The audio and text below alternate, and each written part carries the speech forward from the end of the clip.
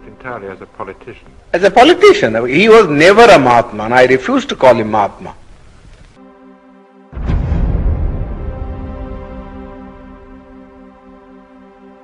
I've never in my life called him Mahatma. He doesn't deserve that title. Not even from the point of view of his morality. You see? Going back to the Pune Pact, the Eurabda Pact. Yes. Can you remember a little of what Gandhi said to you and what you said to him? Oh, I know it very well.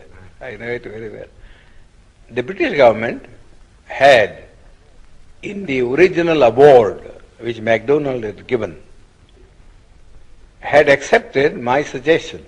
I said, look here, the Hindus want that there should be a common electorate, so that there may be no separatist feeling between the scheduled caste and the Hindus. We think that if you have a common electorate, we would be submerged, and the nominees of the scheduled caste who would be elected, who would be really slaves of the Hindus, not independent people. Now, I told Mr. Ramsay MacDonald that this is a sort of a thing that he might do. Give us a separate electorate. Give us a separate electorate, and also give us a second vote in the general election, so that Gandhi cannot say that we are separated in point of election. First of all, my contention was this, that for 5 years we lived separately from the Hindus, with no kind of intercourse or intercommunication, you see, of a social or a spiritual sort. What can one day's cycle of participation in a common electorate do to remove this hardened crust of separatism which has grown for centuries? It's a foolish thing to think that if two people vote together, you see, in a common polling booth, that their hearts are going to change. It's nothing of the kind. Mr. Gandhi has got this madness in him.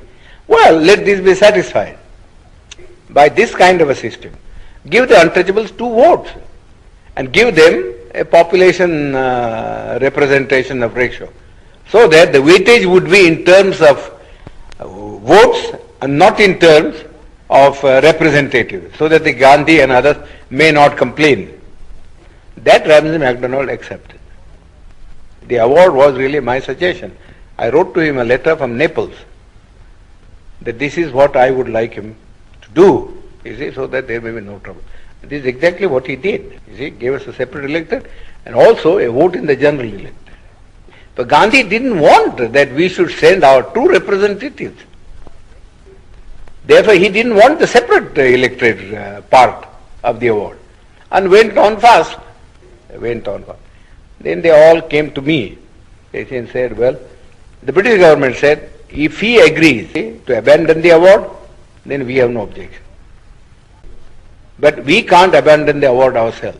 We have given the award, we have taken all things into consideration, and we think this is the basis.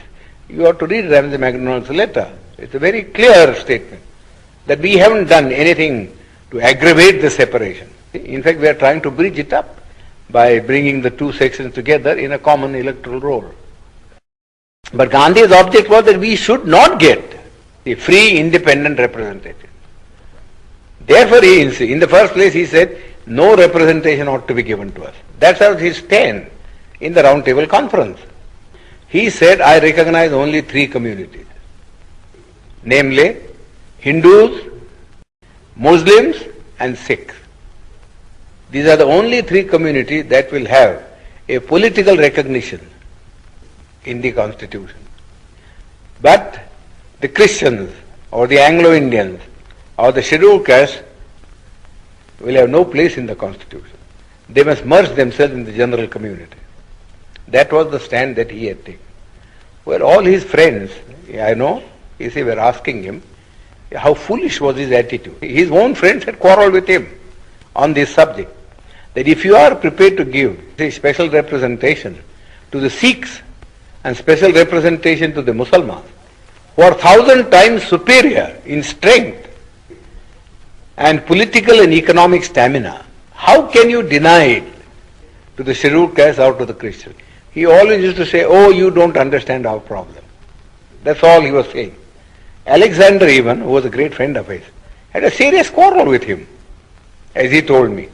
Then that French woman, who was his disciple, I forget her name now, she also had a great quarrel with him.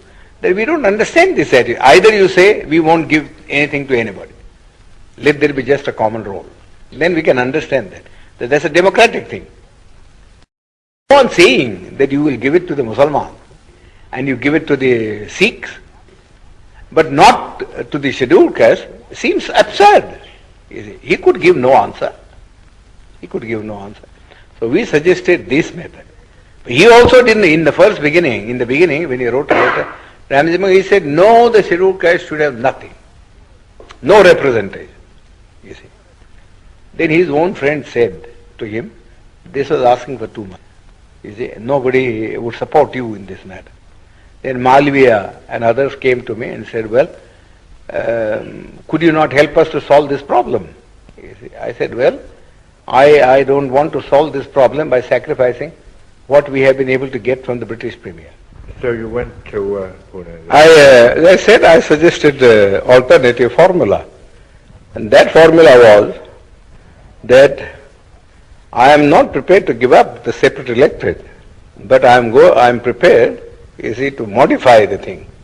See, in this way, namely, that the candidates who would stand in the final election on behalf of the scheduled caste should be first elected by the scheduled caste themselves, sort of a primary election, and that they should elect 4 people, 4, and the 4 then should stand in the general electorate, and let the best one come, see, so that we get some assurance that you don't put up your own nominees, but that we do get people who will express our voice in the parliament.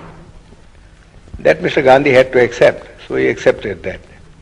Of course, we had the benefit of it only in one election, in 1937. There you will see that the Federation swept the poll. Gandhi was not able to get a single candidate of his party elected. Well, did he bargain very hard at the end of his fast? Oh, of course. He bargained and bargained. I said nothing doing. I am prepared to save your life, provided you do not make hard terms. But I am not going to save your life at the cost of the life of my people. This is too much. How much I have labored in all this, I know very well. And I am not going to sacrifice your whim. I sacrifice our people's interest just for the sake of satisfying. Yours is a whim. How can one day's common election alter the situation? Simply cannot alter the situation. So really he worked entirely as a politician. As a politician. He was never a Mahatma, and I refuse to call him Mahatma. I've never in my life called him Mahatma. He doesn't deserve that title. Not even from the point of view of his morality. You see?